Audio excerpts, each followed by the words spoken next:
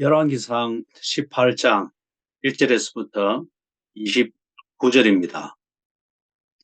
북쪽 이스라엘이 오랜 가뭄으로 인해서 흉년이 더욱더 가중되었습니다. 백성들에게는 두 가지 관심사, 질문이 생기게 되겠죠. 이 오랫동안 지속되어지는 이 가뭄,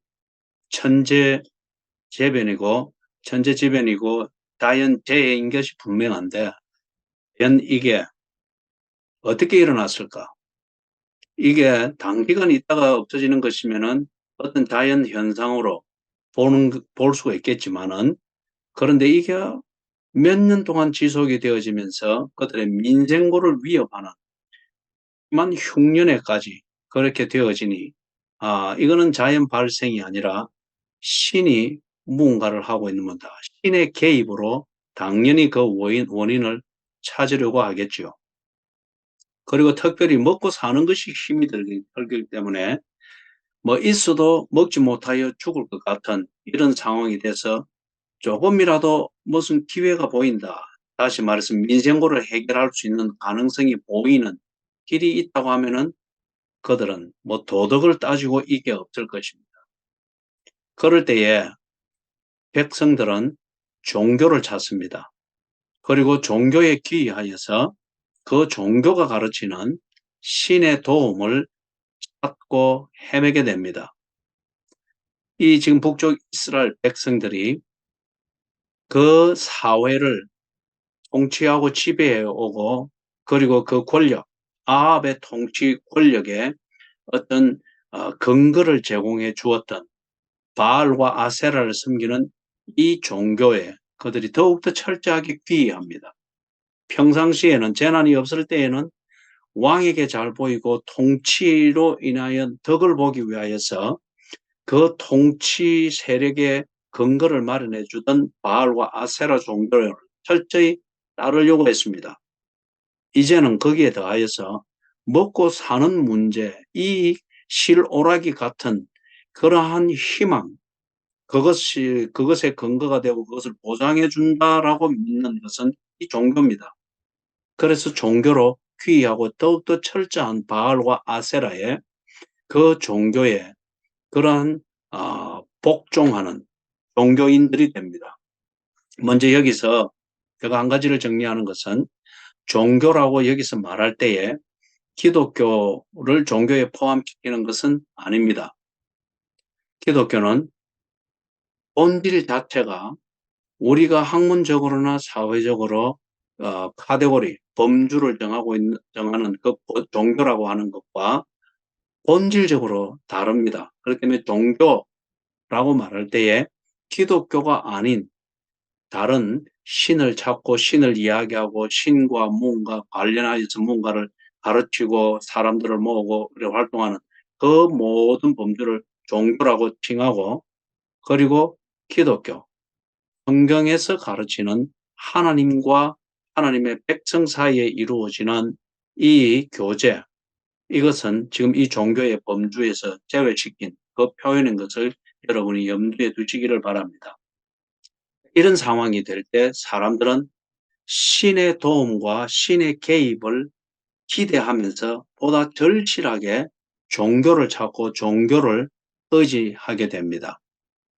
이럴 때에 18장 1절에서 보는 것처럼 하나님께서 당신이 하신 일이다, 하나님을 배반하고 하나님을 진노하게 하는 이 백성들을 심판하고, 동시에 그들을 잘못된 종교에서 하나님을 섬겨야 되는 하나님의 백성의 자리로 돌아오게 하기 위한 하나님의 하시는 일이다 하는 이것을 알게 하기 원하십니다.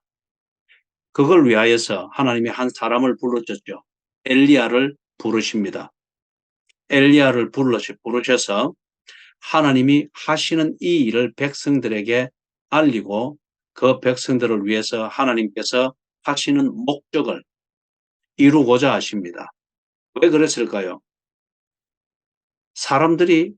이스라엘의 그 사람들이 엘리야를 하나님의 사람으로 그렇게 부르고 있습니다.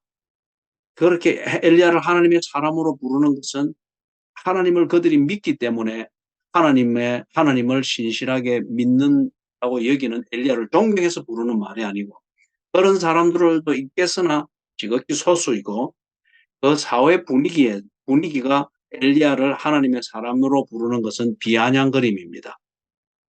그 사회의 주된 분위기는 바알과 아세라를 섬기고, 그리고 여호와를 섬기는 것을 박해하고 무가치하게 여기고, 그러한 자들을 색출하여서 죽이기까지 하는 아합 왕의 통치 아래에 있는 이 사람들이 그 통치의 덕을 보기 위하여서라도 아합 왕이 엘리야를 비아냥거리듯 그들 또한 그런 분위기에 적응이 되어 있습니다.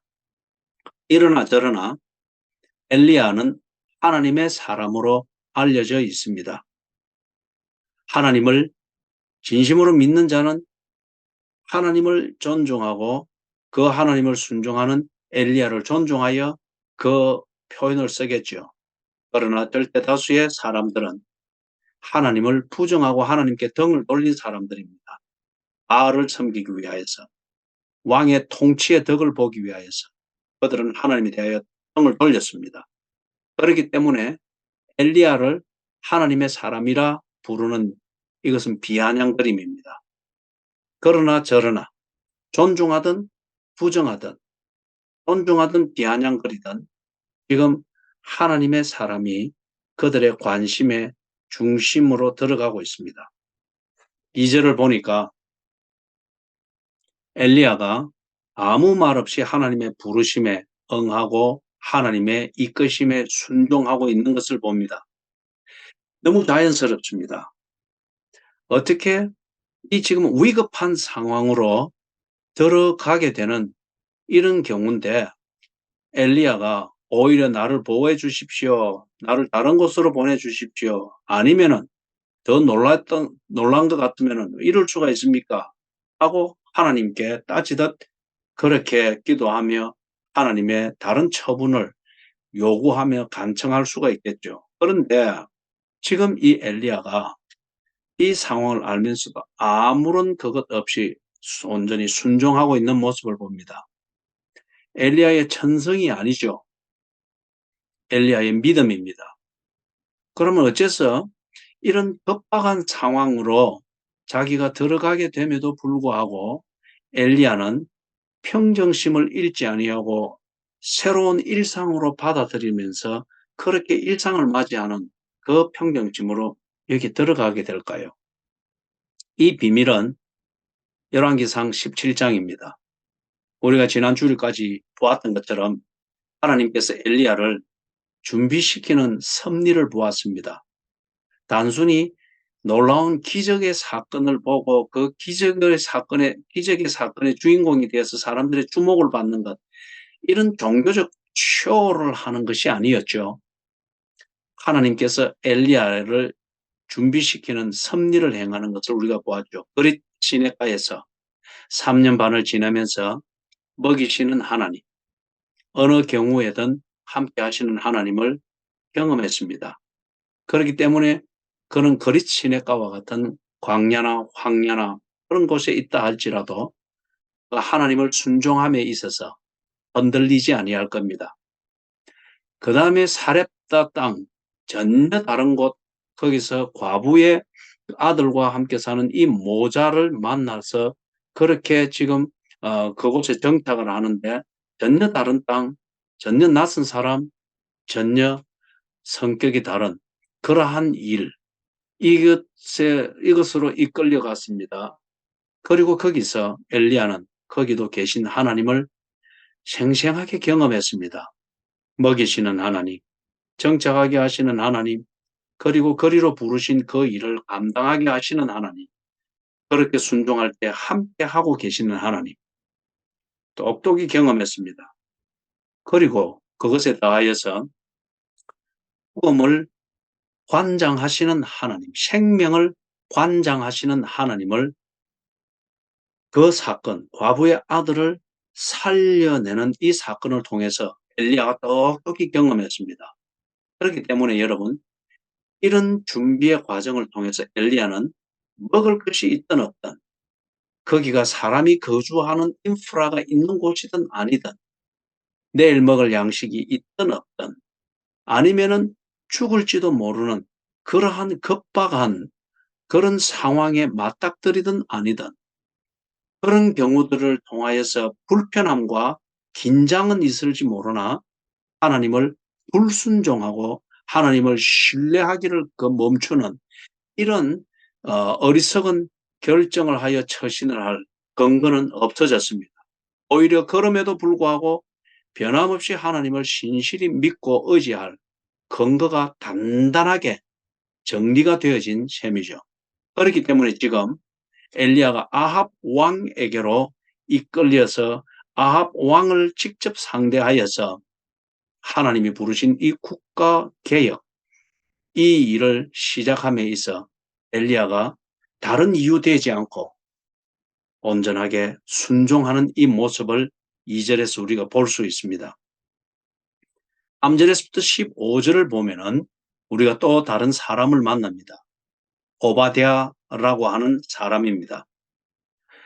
3절에서 보는 것처럼 아합 왕이 가뭄으로 인한 흉년을 타개하면서 국가적 경제의 문제를 어떻게 해결해 보고자 각고의 노력을 인간적으로 하는데, 왕으로서 하는데 거기에 신뢰하고 있는 신하가 누굽니까? 오바댜입니다. 그래서 지금 왕이 생각하는 이 경제 정책을 시행을 하기 위하여서 신뢰하는 신하를 대동하여서 이것을 시행하는데 그가 누군가? 오바댜입니다. 그러면 이 오바댜는 왕의 신뢰를 받는, 왕의 신임을 얻고 있는 고관인 것을 알 수 있습니다. 고관, 고위직의 국가 공무원이다. 현대적 표현을 하면은 그렇게 되겠죠. 그런데 이 오바댜는 4절 이하에서 소개되어지는 것을 볼 때에 오바댜는 하나님이 하나님의 일을 위하여서 보내시는 엘리야를 위하여서 협력을 제공해야 될 그런 준비된 사람인 것을 알 수 있습니다. 그리고 이 오바댜는 아주 심지가 견고한 하나님을 믿는 사람입니다. 이것을 우리로 하여금 알도록 하기 위해서 오바댜가 한 일, 하나님을 믿는 그 믿음에 근거하여서 그 상황, 그 사회에서 한 그 일을 소개하고 있습니다. 하나님을 무시하고 그리고 하나님을 정면으로 대적하면서 하나님을 진노케 하는 일을 서슴없이 하는 이 정치를 하는 아합 왕이 그 사회를 얼마나 이 하나님을 믿는 사람들, 진실하게 믿는 사람들을 불안하게 만든 정국입니까? 그 정국에서 하나님을 신실하게 믿는 선지자들을 책출하여서 아합 왕이 죽이려고 할 때에 오바댜가 그런 선지자 100명을 선별하여서 이 사람들을 먹여 살렸다고 합니다. 아합 왕의 살해의 위험으로부터 보호해주고 동시에 이들이 생존할 수 있도록 먹을 것을 제공을 하고 은신처를 제공을 하여 살려낸 이 사건을 우리에게 이야기합니다. 진실한 하나님의 사람이 아니면은 그런 정국에서 감히 그 일을 할 수가 없죠. 또 100명이나 되는 선지자들을 위해서 그렇게 했다고 합니다. 그가 심지가 견고한 하나님의 사람이 아니라고 하면은 이런 일을 감히 시도조차 할 수 없을 것입니다.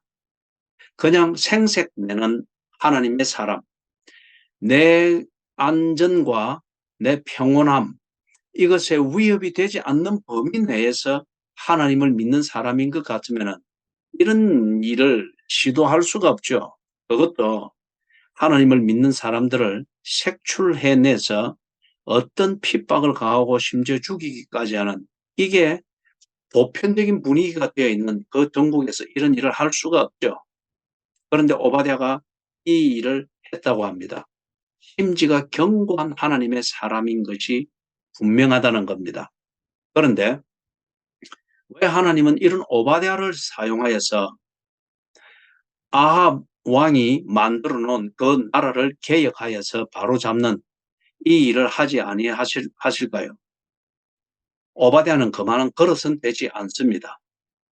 국가적인 개혁 그리고 왕을 상대하여서 치근하면서 이 국가적 개혁을 시도할 수 있는 이런 정도의 그릇은 아니라는 겁니다. 예수님께서 비유를 들 때 한 달란트 받은 종, 두 달란트 받은 종, 다섯 달란트 받은 종 이것을 예를 들었죠.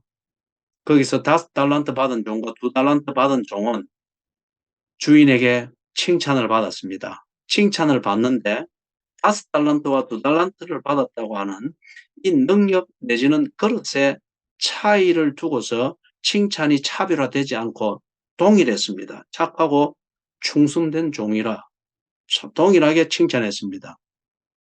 그런데 한 달란트 받았던 종은 아주 악하고 게으른 종이라 하여 버림을 받았습니다. 그것은 그릇이 작거나 한 달란트라고 하는 이 그릇이 작거나 임무가 작기 때문에 무시를 당한 것이 아니고 주인이 그 종을 내치는 이유는 주인의 말에 순종하지 않았다는 겁니다. 주인의 뜻을 스스로 곡해하고 지 편한 대로 곡해하여서 지 편한 대로 주인에 맡긴 일을 그를 두고서 처신을 했다. 이것을 두고서 악하고 게으른 종이라 하여 내쳤습니다. 한 달란트, 두 달란트, 다섯 달란트라는 그릇의 차이가 아니었고 주인의 뜻에 순종하는 진실함, 이 여부를 가지고서 충성된 종, 악한 종 구별을 했습니다. 오바댜가 국가적 개혁을 위하여서 왕 앞에 목을 내놓고서라도 시근하면서 그 일을 시도할 만한 그릇은 아니었습니다. 다섯 달란트 받은 그 그릇은 아니었습니다. 그러나 그가 해야 될 일, 일상의 삶에서 자기가 해야 될 이 일에 대해서는 그는 거짓이 없었고 비겁함이 없었고 물러섬이 없었고 아끼고 자신의 안위를 돌보기 위하여서 해야 될 일을 반만 한다든지 무시하는 경우가 없었습니다. 두 달란트 받은 종이라 치는 것 같으면 두 달란트 받은 이 그릇에 대하여서 그는 아낌이 없었습니다. 모자람이 없었고 성실했고 충성했습니다. 다섯 달란트 받은 것은 아닙니다. 그러나 두 달란트 받은 자기의 그릇에 대하여서 그는 성실했습니다. 충성 다했습니다. 그렇기 때문에 여러분 이 그릇의 차이를 두고 그 정도 지위에 있고 그 정도 신실함이 있고 그렇다고 하면 당신이 나서서 국가적 개혁을 하고 왕을 맞서서 이렇게 해야지 왜 뭐 선지자를 살리고 그렇게 안 보이는 그러한 선행을 하는 것으로서 당신의 역할을 다하는 것으로 충족합니까? 당신은 그걸 보니까 불신자고 진실하지 못하네요. 그리 말할 수는 없다는 거죠. 그릇의 차이를 두고서 믿음이 있다 없다 그리 말할 수는 없습니다.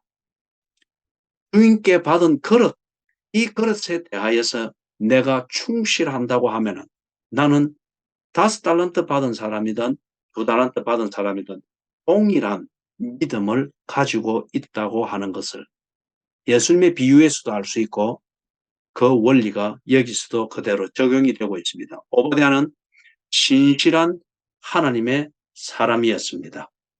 그의 그릇에 맞게 그는 일상생활에서 하나님을 순종하고 신실한 하나님의 사람으로서 처신을 했던 사람입니다.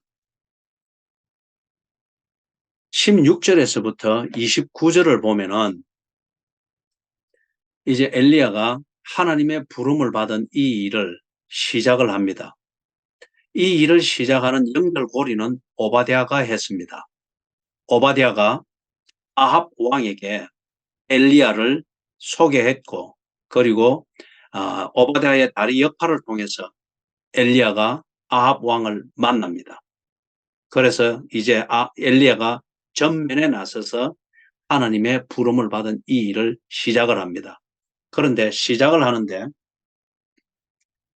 16절에서 29절의 이 내용을 보면은 세 가지 도발적인 도전을 하면서 엘리야가 자신의 일을 뚜껑을 엽니다. 시작을 합니다.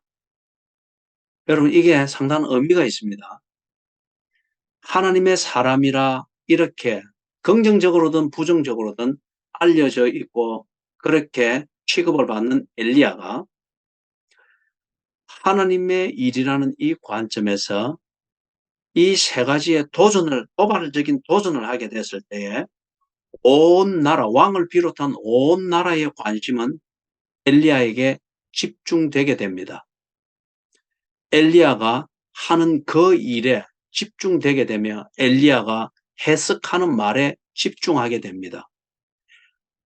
비아냥거리는 자들은 그것을 비밀로 해서 엘리야를 완전히 비아냥거리로 만들기 위하여 주목을 할 것이며 엘리야를 신뢰하고 인정하고 존중하던 자들은 엘리야의 엘리야됨, 그의 신실함을 보면서 하나님의 일을 확인하고자 하는 그 관심으로 집중하게 됩니다. 온 나라가 엘리야에게 집중합니다. 엘리야가 하는 일을 주목하여 봅니다. 그 일에 대한 엘리야의 해석에 대하여서 귀 기울여 듣게 됩니다. 그렇기 때문에 엘리야가 도발적인 도전을 하는 이 세 가지는 하나님의 일을 위하여서 순종하는 엘리야의 중요한 전략이기도 하며 참 이 일을 하나님이 보내신 일을 온전히 순종하여 성취하기 위하여서 엘리야가 적극적으로 순종하는 것임을 알 수 있습니다. 이 세 가지 도전이 무엇인지, 도발적인 도전이 무엇인지 간략하게 살펴봅니다. 16절에서부터 19절을 보면은 엘리야가 아합 왕을 상대하여서 도발적인 그런 도전을 하죠. 요지는 이것입니다. 왕이여, 당신이 이 나라를 힘들게 만들고 백성들을 굶주리게 만든 원흉입니다. 이유는 당신이 하나님을 진노하게 했고 하나님을 무시하고 대적하는 정치를 일삼으면서 백성들을 우상의 종교로 오도했고 몰아갔기 때문입니다. 당신이 이 나라, 이 백성을 힘들게 만든 원흉입니다. 두 번째 도전은 20절에서부터 24절의 내용입니다. 엘리야가 백성들을 상대로 하여서 그들에게 도발합니다. 앞에서 말했던 것처럼 이 백성들은 지금 오래된 가뭄으로 인하여서 흉년으로 인하여서 먹고 살 길이 안 보입니다. 그래서 바알과 아세라 종교가 가르치는 그 신이 그들에게 살 길을 줄 것이다. 그 종교가 가르치는 대로 믿고 거기에 실오라기 같은 희망을 걸고 그 종교에 귀의하여서 맹목적으로 그리하면은 떡이 나올 것 같다는 이 주관적인 희망을 가지고 맹목적으로 귀의하고 있습니다. 그들의 희망입니다. 그런데 엘리야가 그들을 향해서 당신들은 지금 이 종교에 속고 있습니다. 거짓된 종교에 속아서 당신들은 더욱더 고통을 자초하고 있고 죽음을 부르고 있습니다.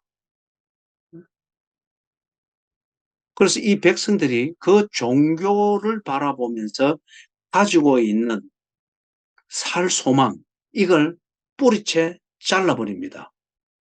여러분, 이럴 때에 잘못하면은 이 백성들이 이 자극을 받아서 이 엘리야를 현장에서 바로 죽일 수도 있겠죠. 폭동이 일어날 수도 있겠죠. 그러나 엘리야가 이 도발을 합니다. 그러면은 이 백성들은 정말 이 엘리야에게 죽이고 싶은 그런 심정을 가지고서라도 엘리야를 주목할 수밖에 없을 것입니다. 세 번째 도발은 25절에서부터 29절 여기서 볼 수 있습니다. 엘리야가 그 사회를 지배하고 있고 백성들의 정서와 그 뿌리도 근거는 없으나 희망을 주고 있는 그 종교, 이 종교가 거짓되고 실체가 없는 것이다 하는 것을 드러내버립니다. 이것을 드러내겠다고 합니다. 종교는 여러분, 그 종교가 나름대로 신비한 분위기를 늘 조장해냅니다. 그래서 이 신비한 분위기에 사람들이 휩싸이게 될 때는 이성 합리적인 것, 논리적으로 따져보는 것, 전후가 어떻게 되는지, 그 종교가 말하는 것이 앞뒤가 있는지 근거가 있는지 따져보고자 하는 이거 다 잊어버립니다. 그 종교가 만드는 신비감에 휩싸여 버립니다. 그러면서 그들은 그 종교에 헌신합니다. 열정적으로 헌신합니다. 그 신비감에 쌓이면 쌓이고 매료되면 될수록 열정적으로 있는 것 없는 것 다 갖다 바치면서 열정적으로 헌신합니다. 그러면서 한편 그 신비감은 그 종교가 주장하고 가르치는 신의 존재를 말할 것이다. 자기 스스로 그렇게 믿으면서 소원을 빕니다. 그게 간절함이죠. 예? 그런데 여러분, 이 종교가 실체가 있는 것 같으면은 그들이 가지고 있는 열정이나 간절함, 그리고 그들을 그렇게 매료시킨 신비함, 이것은 언제나 존재할 겁니다. 그러나 이 종교가 실체가 없는 것이다. 그런데 이 종교가 만들어낸 그 신비감에 이들이 매료되어서 자기 스스로 가지는 열정이고 자기 스스로 가진 간절함이고 이런 것 같으면은 종교의 허상과 실체가 없는 거짓이 드러나면은, 그리고 이 사람들이 등을 돌리고 혼돈에 빠지고 그 신비감에서 깨어나게 되면은 열정이든 간절함이든 이거는 다 없어집니다. 그 종교가 가짜라고 하는 증거가 되는 거죠. 예? 지금 엘리야가 이것을 도전을 하는 겁니다. 세 가지 도전을 다시 한번 정리하면은, 엘리야가 아합 왕에게 당신이 이 고통의 원흉입니다. 이유는 당신이 하나님을 배반했고 이 백성들이 하나님을 떠나고 우상을 섬기도록 오도했기 때문입니다. 두 번째 도전은 백성들에게 이 종교에 속지 마십시오. 당신들은 속고 있습니다. 이 종교가 뭔가를 해줄 것이라 희망을 가지고 종교에 귀의하고 막 매달리는데 당신은 속고 있습니다. 그 다음에 세 번째는 그 사회를 지배하고 있는 이 종교, 바알과 아세라를 섬기는 종교, 이것은 거짓이라는 것을 드러내 버립니다. 실체가 없습니다. 이 종교는, 모든 종교는 자기 나름대로 신비감을 만들어서 사람들을 매료시키는데, 거기에 매료가 되면은 가타부타 따질 것 없이 그저 헌신하고 있는 것 없는 것 다 갖다 바치면서 한편 그들이 가르치는, 그 종교가 가르치는 신이 있다 믿으며 그것에 소원을 빌고 간절하게 매달리는데 이것은 가짜입니다. 바알과 아세라, 이 종교는 가짜입니다. 실체가 없습니다. 그렇게 드러내 버립니다. 그러면서 세 가지 도전을 한 겁니다. 여러분 앞에서 말했던 것처럼 이제 사람들은 엘리야를 주목합니다.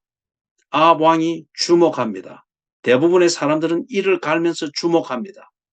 우리의 유일한 희망, 마지막 희망인 이 종교를 흔들어 놓다니, 우리가 믿는 신을 가짜라고 하다니, 그럼 우리들은 이 희망이 가짜고 그랬더니 우리들은 죽으라는 말이냐, 이를 갈면서 봅니다. 다른데 신경과 눈길을 돌릴 그거 여지없이 엘리야에게 주목을 합니다. 이 놀라운 전략입니다. 하나님의 보내신 일을 완성하고 순종하고자 하는 이 목적을 위하여서 엘리야는 자신의 안위를 돌아보지 아니하고, 그리고 자신에게 있을 위기 상황, 이것을 계산하기보다는 자기가 해야 될 그 사명을 온전히 감당해내는 이 목적에 유익하도록 엘리야는 지혜를 모아서 헌신하며 일을 하고 있는 모습을 볼 수 있습니다. 엘리야는 이 책임을 어떻게 감당해낼까요? 이 도발을 엘리야는 어떻게 감당하고 그리고 책임을 감수를 할까요? 다음 주일 오후 예배 시간에 30절 이하에서부터 우리가 보도록 하겠습니다. 부디 여러분 그릇을 따지지 말고 하나님이 주신 그 믿음의 그릇, 그리고 그 믿음대로 순종해야 되는 내 삶의 처신, 그것을 귀하게 여기면서 2달란트 받았든 5달란트 받았든 그릇을 따지지 말고 심지가 견고하게 그 그릇을 주신 하나님께 순종하는 신실한 그리스도인들로 살기를 주님의 이름으로 축원합니다. 아멘.